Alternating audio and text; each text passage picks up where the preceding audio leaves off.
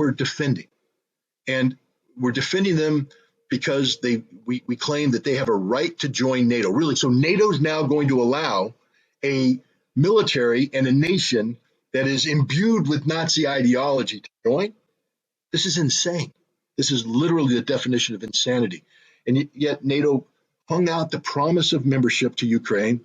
From 1914 to 2022, they trained the Ukrainian military to be a de facto proxy of NATO, provided them some of the finest military training.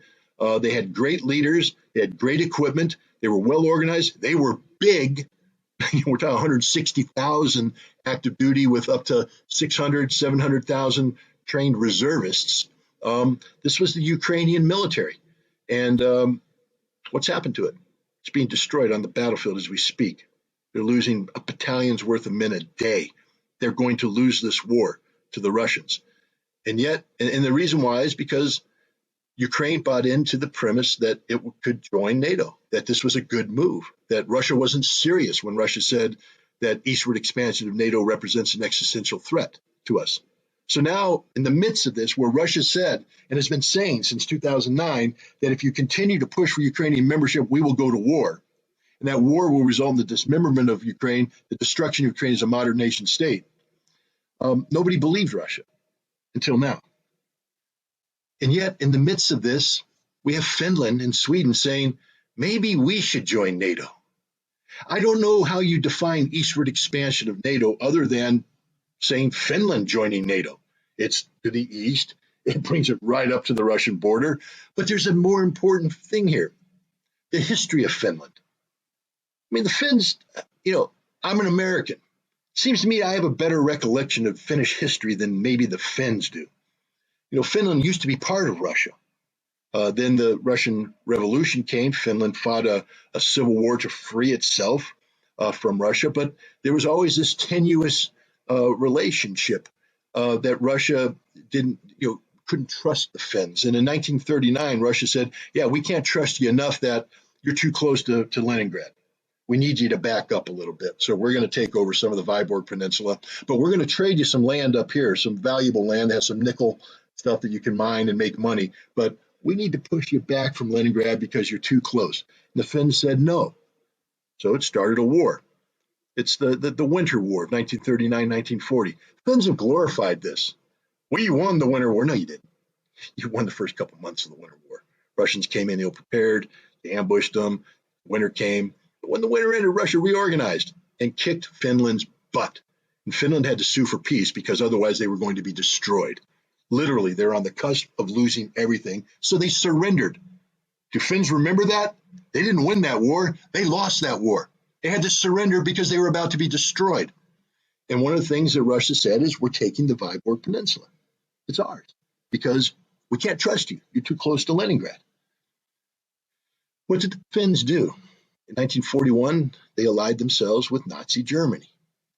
And they allowed Nazi Germany to use Finnish soil as a springboard to attack Leningrad, surround Leningrad, subject more than 1 million Soviet citizens to death by starvation. They allowed Finnish soil to be used as a springboard to allow German troops to attack into northern Russia to try and seize strategic ports facilities in Arkhangelsk and Murmansk, the Kola Peninsula. And they did this for 3 years. And then here's the other lesson, Finland. You lost. The Russians beat you, man. The Soviets, they crushed you. They're on the verge of just swamping through you, taking you down, absorbing you, making you disappear as a nation state, but you sued for peace. And the Soviets said, okay, if you evict the Germans, we'll come up with a negotiated treaty. So the Finns turned on their German allies, kicked them out, and then in 1949, the Soviets signed a treaty. And here's an important part of that treaty. In exchange for allowing Finland to exist as a nation state, because it should never be allowed to exist as a nation state because you fought alongside the Nazis and you killed 1 million Soviet citizens. But in exchange for letting you survive as a nation state, you have to promise to be neutral in perpetuity. I don't know what the Finnish word for perpetuity is, but in English, it means forever. Neutral forever. Now, people say, well, you can't hold Finland to that. Yes, you can, and Russia will. And it's not as though Russia's been dictating unreasonable terms. when the Soviet Union collapsed and Russia re-upped this treaty, um, they Russia had no problem with Finland joining, the European Union if they wanted to. If they want to join the European Commission, if they want to be part of Europe economically, go do it. But you can never allow your soil. You can never allow your soil to be used as a potential basing point for foreign troops to threaten Russia. That's sort of a given. And if you decide you're going to do that, you lose the right to exist instantly. It's going to happen.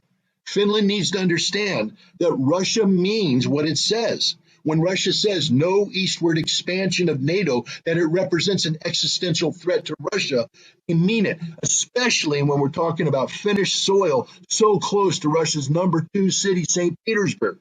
Finnish soil so close to the Kola Peninsula, which has strategic value to the Russians. They're not going to let NATO operate on Finnish soil. They're not going to let Finland become part of NATO. Is this not clear? Did Ukraine not educate anybody about anything?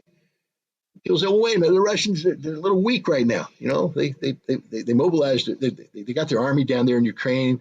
They can't really pull a threat. The Sixth Army got pulled out of the Northern Military District and sent down to Ukraine. Yeah, I get it, Finland. You and your huge, massive military.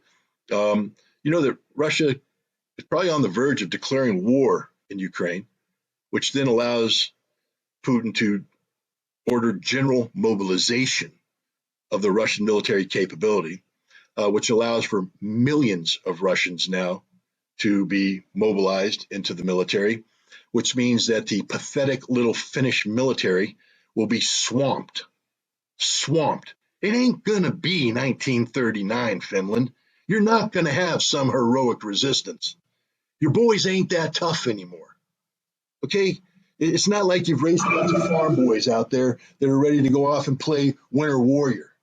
You're like the rest of Western Europe, soft, capitalist, have a nice lifestyle, like your cell phones, like your coffee, like everything else. The Russians are going to bring some bad boys out of Siberia, and they're mad now. You want to join NATO? Bad things are going to happen. In Sweden, what do you got? 26,000 active duty troops, 40,000 reservists. Great. You can send enough guys to help fight in Finland and last a week. Last a week. That's all you would last. You got nothing. And you don't need anything. That's the beauty of it. Come on, Finland and Sweden. You guys are dealing with, you have some of the greatest economies in Europe. You guys are, it's wonderful. Finland's a paradise compared to many other nations. Sweden has some problems, but they're still a paradise. One of the reasons is you don't have to divert all your resources into building a military. For what purpose? Russia does not threaten you. Russia won't threaten you. Russia doesn't view you as a threat unless you join NATO. Then you're an existential threat that has to be destroyed. This is one of the most mind-boggling things, and it scares me to death because it just seems to me that the Finnish leadership and the Swedish leadership have forgotten how to think independently. I mean, neutrality means neutral. It means you don't take sides. So when Europe's in there screaming about Ukraine, Finland and Sweden should say, we don't take any sides on this one. We're sorry. That's your problem, especially when we're talking about a Ukrainian conflict, which is solely the blame for which is solely rests on the shoulders of NATO and their irresponsible expansion and their support for a neo-Nazi ideology. Now, I know that Finland has a history of Mannerheim and some right-wing movements of its own.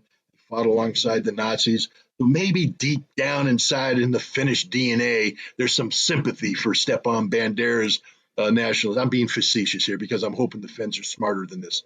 But the point is, Finland should not be aligning itself with Ukraine, with the neo-Nazi ideology that resides there. Finland doesn't have to support Russia's special military operation. Indeed, Finland can speak out against it, as they should, because if you're part of the civilized world, you have to say that war is not the solution. That's just sort of a given. I mean, war only accomplishes one thing, and that's the destruction of humanity. Finland can be critical of the Russian actions in Ukraine. So can Sweden. But to sit there and align themselves with NATO and say that we support what the West is doing in Ukraine, so much so that we want to become part of it, it's just foolish. It's suicidal. And it makes no sense.